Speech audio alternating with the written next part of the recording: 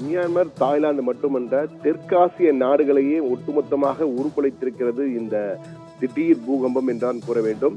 அதாவது ரிக்டர் அளவுகோலில் 7.7 நேற்று சரியாக நண்பகலை கடந்த பிறகு இந்திய நேரப்படி 12:30 மணிக்கு இந்த பூகம்பம் மியான்மரிலே மண்டலா என்ற இடத்தை மையமாக வைத்து பூமிக்கு அடியில் 10 கிலோமீட்டர் ஆழத்தில் ஏற்பட்டது.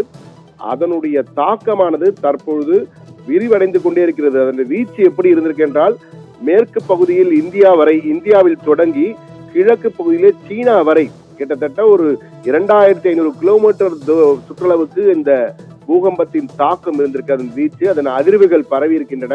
இந்தியாவினுடைய வடகிழக்கு மாநிலங்கள் மிசோரம், நாகாலாந்து, மணிப்பூர் வரை வந்திருக்கிறது. அதே போன்று சைனாவினுடைய கிழக்கு கடற்கரை பகுதிகள் எல்லாம் தொட்டிருக்கிறது என்று கூற வேண்டும். அந்த அளவுக்கு பாதிப்பு. இன்னும் அந்த மனித உடல்களை இடிந்து கிடந்திருக்கும் கட்டிடங்களை அந்த மீட்பு, அந்த டெப்ரீஸ் என்று அழைக்கப்படுகின்ற அந்த இடிபாடுகள் எல்லாம் அகற்றும் பொழுது அதிலிருந்து மனித உடல்களாக வந்து கொண்டிருப்பதால் அச்சத்தின் மேல் அச்சமாக மக்கள் உருக்குலைந்து நிலை குலைந்து போயிருக்கான்றுதான் கூற வேண்டும். மீட்பு படையினர் நெருங்க முடியாத அளவுக்கு பல இடங்களில் இடிபாடுகள் இருக்கின்றன. வரலாற்று மிக்க புகழ்மிக்க பல கட்டிடங்கள் இடிந்து விழுந்திருக்கிற மியான்மர் என்பது பர்மா என்று 1989 வரை அழைக்கப்பட்டு வருந்தது. பின்பு மியான்மர் என பெயர் மாற்றப்பட்டது.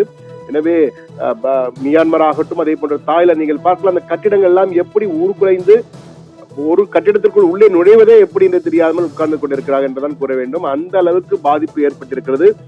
இதுவரை நீங்கள் அதிகாரப்பூர்வமாக பர்மாவில் ஆளுகின்ற அந்த ராணுவ ஜுந்தா என்று அழைக்கப்படுகின்ற ராணுவ ஆட்சியாளர் கொடுத்த அறிக்கையின்படி 760 பேர் அதிகாரப்பூர்வமாக இறந்திருக்க அறிவித்திருக்கிறார்கள். ஆனால் இன்னும் பல இடங்களில் மீட்பு படையினர் உள்ளே செல்லவே முடியவில்லை. எனவே பர்மாவில் மட்டுமே, அதாவது மியான்மரில் மட்டுமே நீங்கள் பார்த்தீர்கள் என்றால் 1000க்கும் மேற்பட்டோர் பலியாக இருக்கலாம், மேலும் உயரக்கூடும் என அஞ்சப்படுகிறது. இது மட்டுமின்றி தாய்லாந்திலும் பல, நீங்கள் பார்க்கின்ற இந்த காட்சி ஒரு பிரபலமான அவா பிரிட்ஜ் என்று அழைக்கப்படுகின்ற ஒரு 100 ஆண்டுக்கும் மேலாக நின்று கொண்டிருந்த ஒரு புகழ்மிக்க மேம்பாலம். அந்த மேம்பாலம் எப்படி உடைந்திருக்கிறது என்று நீங்கள் பார்க்கலாம். இந்த மேம்பாலம் எப்படி உடைந்திருக்கிற இந்த காட்சிகளை பார்க்கும்போது நமக்கு பிரத்யேகமாக கிடைத்த காட்சிகள். அவா பிரிட்ஜ் என்பது 100 ஆண்டுகள் பழமையான ஒரு மேம்பாலம், அந்த ரயில்வே மேம்பாலம் என்பார்கள். அந்த இரும்பு மேம்பாலம் எப்படி உடைந்திருக்கு என்பதை பார்க்கலாம் நீங்கள். இதிலிருந்தே அந்த தாக்கம், அந்த 7.7 மொத்தமாக 7 வினாடிகள் தான் நீடித்திருக்கு. அந்த 7 வினாடிகளில் இவை ஏற்பட்டிருக்கின்றன. அந்த 7.7க்கு ஏற்பட்ட பிறகு பின் அதிர்வுகள், அதாவது அதிகபட்சமாக பயங்கர 7.7க்கு நேற்று 12 மணிக்கு ஏற்பட்டது. அதற்கு பிறகு 6.7, 5.8, 5.6, 4.9, 4.3, 4.1, 3.8 என்ற அடுத்தடுத்து அரை மணி நேர, 1 மணி நேர இடைவெளியிலே தொடர்ந்து பின் அதிர்வுகள் ஏற்பட்டு கொண்டே இருந்தன. கிட்டத்தட்ட இதுவரை 13 அதிர்வுகள் ஏற்பட்டிருக்கிறதாம் மியான்மரில் மட்டும். அதனுடைய அதிர்வுகளின் காரணமாகத்தான் அடுத்தடுத்து அந்த கட்டிடங்களுக்கு அருகிலேயே செல்ல முடியவில்லை. பொதுமக்களும் வீட்டுகளுக்கு செல்ல முடியாமல் வெளியிலேயே தஞ்சமடைந்திருக்கிறார்கள். அந்த அளவுக்கு ஒட்டுமொத்தமாக அந்த மியான்மரே நீங்கள் பார்க்கலாம். அந்த கம்பிகள், அந்த விளக்கு மின் கம்பங்கள் அதாவது நடனமாடுவது போல இருக்கின்றன. அந்த நீச்சல், அதாவது ஒரு நட்சத்திர ஓட்டலின் ஸ்விம்மிங் பூலில் உள்ள அந்த நீச்சல் குளத்திலிருந்து தண்ணீர் வெளியே பீச்சு அடித்து கொட்டுகிறது. அந்த அளவுக்கு நிலநடுக்கத்தின் தாக்கம். அந்த 7.7 என்பது, அந்த 7.7 என்பதை மறக்கவே மாட்டார்கள் மியான்மர் நாட்டு மக்கள். ஏன்னா அந்த எண் மிகப்பெரிய அழிவினை ஏற்படுத்தியிருக்கிறது. 1912ஆம் ஆண்டுதான் மியான்மரில் இது போன்ற ஒரு மாபெரும் அழிவு ஏற்பட்டது. அதன் பிறகு கிட்டத்தட்ட 110 ஆண்டுகளுக்கு பிறகு, 113 ஆண்டுகளுக்கு பிறகு தற்போது மீண்டும் ஒரு முறை மியான்மரின் வாழ்க்கையை தலைகீழாக புரட்டி போட்டிருக்கிறது பூகம்பம், மாபெரும் பூகம்பம். அதாவது எப்படி இந்தோனேஷிய சுனாமி 2004 நாம் அனைவரும் மறக்க மாட்டோமோ, அது போன்று மியான்மரிலே இந்த பூகம்பத்தை யாரும் மறக்க மாட்டார்கள். மியான்மரின் வாழ்க்கையே தலைகீழாக புரண்டு விட்டது. மீண்டும் அவர்கள் அடிமட்டத்திலிருந்து வர வேண்டிய சூழலுக்கு தள்ளப்பட்டிருக்கிறார்கள். ஒவ்வொரு இடங்களிலும் குடிநீர் பஞ்சம் இருக்கிறது, மின்சாரம் இல்லை, பொதுமக்கள் எல்லாம் சாலைகளில் தான் இருக்கிறார்கள், வீடுகளுக்குள் செல்ல முடியாத பயம். என்றால் தொடர்ந்து பின் அதிர்வுகள் வந்து கொண்டே இருப்பதால் வீட்டுக்குள் போக முடியாத ஒரு சூழல் தான் அங்கெல்லாம் காணப்படுகிறது. கடல் நீர் பல இடங்களில் உட்புகுந்திருக்கிறது. எனவே ஒரு அச்சமான சூழல் தான் காணப்படுகிறது. அவசர நிலை பிரகடனம் செய்யப்பட்டிருக்கிறது. ராணுவ ஆட்சி இருப்பதால் ராணுவத்தினால் என்ன முடியுமோ அதை செய்து கொண்டிருக்கிறார்கள். ஆனால் வெளிப்படையாக அனைத்து நாடுகளுக்கும், அனைத்து ஆர்கனைசேஷன், அனைத்து அமைப்புகளுக்கும் வெளிப்படையான வேண்டுகோள் விடுத்திருக்கிறார்கள். யாரெல்லாம் எங்களுக்கு உதவ வேண்டும் என்று நினைக்கிறீர்களோ எங்களுக்கு உதவலாம் என கேட்டிருக்கிறார்கள். இதுவரை பெரிய நாடுகள் யாரும் தலை சாய்க்கவில்லை. ஆனால் இந்தியா வழக்கம் போல் முதல் ஆளாக தங்களுடைய கார்கோ பிளேன், அதாவது விமானங்கள் மூலமாக, சரக்கு போக்குவரத்து விமானங்கள் மூலமாக கிட்டத்தட்ட பல 100 டன் உணவுப் பொருட்களை எல்லாம் அனுப்பி வைத்திருக்கிறார்கள். பல உடனடிய மீட்பு பணிகளுக்கான தேவையான விடயங்கள், அதே போன்று மீட்பு பணியாளர்கள் என அனைவருமே இந்தியா அனுப்பி வைத்திருக்கிறது. மியான்மரின் நிலைமை மிக மிக மோசமாக இருக்கின்றதான் கூற வேண்டும். தாய்லாந்தை பொறுத்தவரையிலே பேங்காக் தலைநகரம், பேங்காக் புறநகர் பகுதிகள் மற்றும் ஒரு சில இடங்களில் பெரும் பாதிப்பு ஏற்பட்டு சில கட்டிடங்கள் நிலை குலைந்து விழுந்திருக்கின்றன. அந்த கட்டிடங்களின் இடிபாடுகளை இருந்து மீட்கும் பணிகள் தான் தற்போது தீவிரமாக நடைபெற்று வருகிறது. அங்கு இதுவரை 100க்கும் மேற்பட்டோர் பலியாக இருக்கக்கூடும் என அஞ்சப்படுகிறது. அதிகாரப்பூர்வமாக 17 என அறிவித்திருக்கிறார்கள்.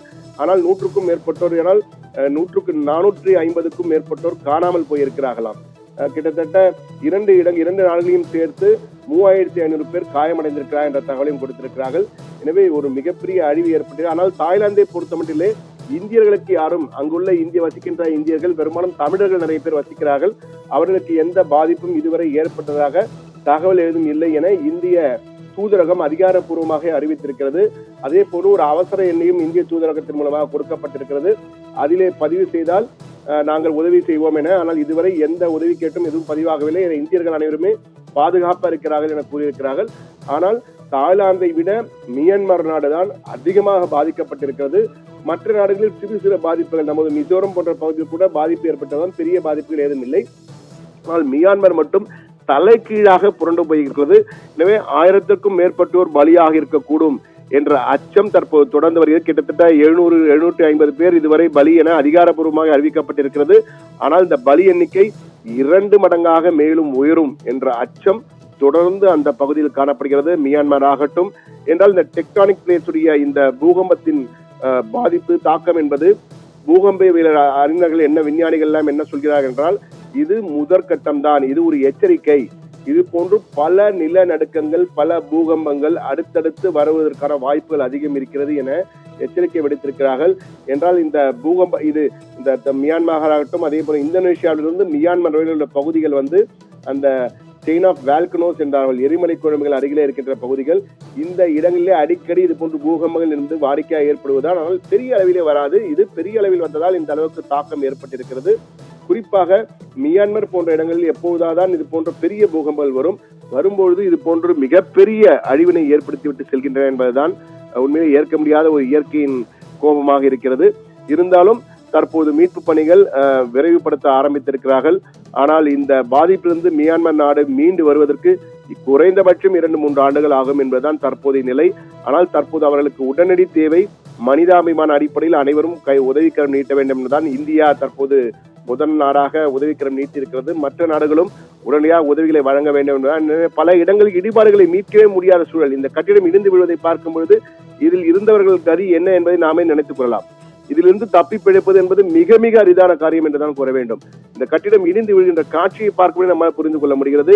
அந்த கட்டிடங்கள் எல்லாம் அப்பளம் போல நொறுங்கி விழுந்திருக்கின்றன. பல இடங்கள் சீட்டு கட்டு சரிவது போல் சரிந்திருக்கின்றன. எங்கு நோக்கினும் அழுகுரல் தான் தற்போது காணப்படுகிறது. அழுகுரல், பயம், பீதி, இதுதான் எங்கு நோக்கினும் மியான்மரில் இருக்கிறது. மியான்மர் ஆட்சியாளர்கள், ராணுவ ஆட்சியாளர்கள் தங்களால் முடிந்ததை செய்து கொண்டிருக்கிறார்கள். ஆனால் சர்வதேசங்களின் உதவி உடனடியாக அந்நாட்டிற்கு தேவை என்பதை மட்டும் தற்போது அங்கிருந்து வரும் தகவல்கள் நமக்கு உறுதிப்படுத்துகின்றன என்பதுதான் தற்போதைக்கு நமக்கு கிடைத்த தகவல். ஆனால் இந்த பலி எண்ணிக்கை என்பது தொடர்ந்து உயர்ந்து கொண்டே இருக்கும் என்பதுதான் தற்போது அங்கிருந்து வருகின்ற தகவல்களாக இருக்கின்றன. பானு.